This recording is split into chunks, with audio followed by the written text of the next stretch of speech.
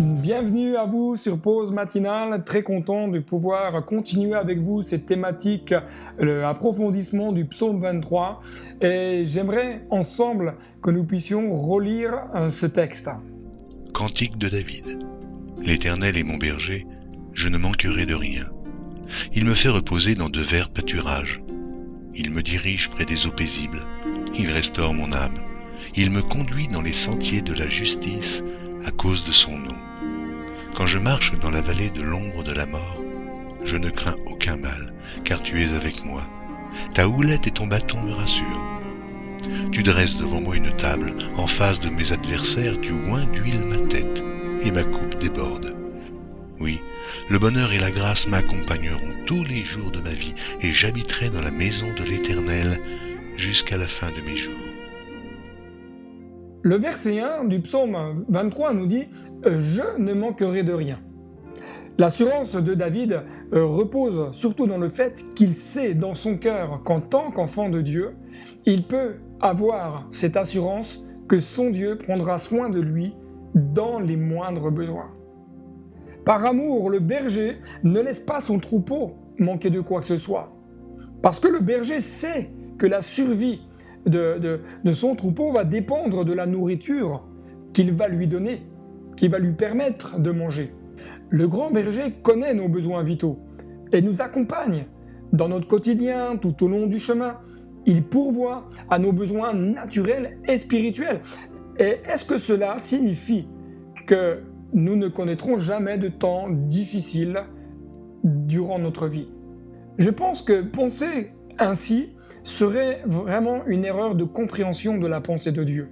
L'histoire biblique, d'ailleurs, nous montre qu'il est arrivé à plusieurs reprises, en différents temps, des moments de famine qui sont venus toucher également le peuple de Dieu.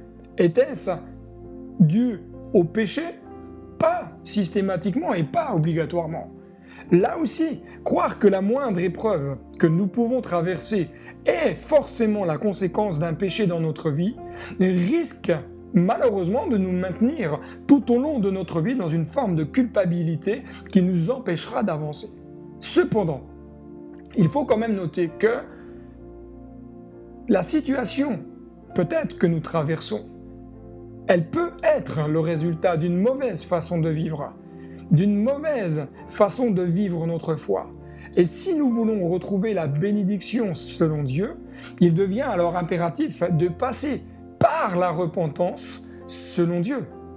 Rappelons-nous, nous sommes enfants de Dieu, non pas à cause de notre perfection, non pas à cause des œuvres que nous faisons, mais parce que nous lui appartenons, parce que nous avons un jour donné notre vie et que nous avons fait de ce grand Dieu notre berger. Et en tant qu'enfants de Dieu, gardons dans notre cœur avec assurance que notre Dieu prend soin de nous chaque instant de notre vie. Notre Dieu prend soin de nous. Il pourvoit à tous nos besoins au quotidien. L'apôtre Paul va dire au chapitre 4, verset 9 de l'Épître aux Philippiens « Et mon Dieu pourvoira à tous vos besoins selon la richesse avec gloire en Jésus-Christ. » Lorsque nous connaissons des moments où le nécessaire semble manquer, rappelons-nous que notre Dieu est le Dieu de la provision. Rappelons-nous que c'est lui qui envoie le corbeau pour nous nourrir. Rappelons-nous que c'est lui qui multiplie la farine qui est dans le pot. Rappelons-nous que c'est lui qui est capable de multiplier les pains et les poissons. Les éléments extérieurs peuvent être troublants, mais tout cela n'altère en rien la fidélité de Dieu.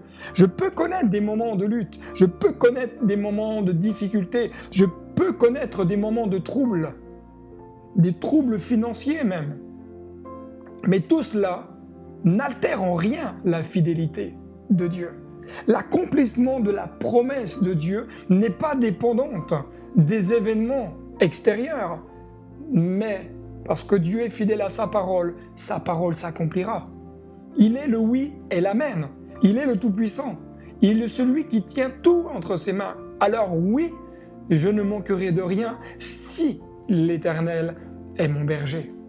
Que Dieu vous bénisse et à très bientôt sur Pause Matinale.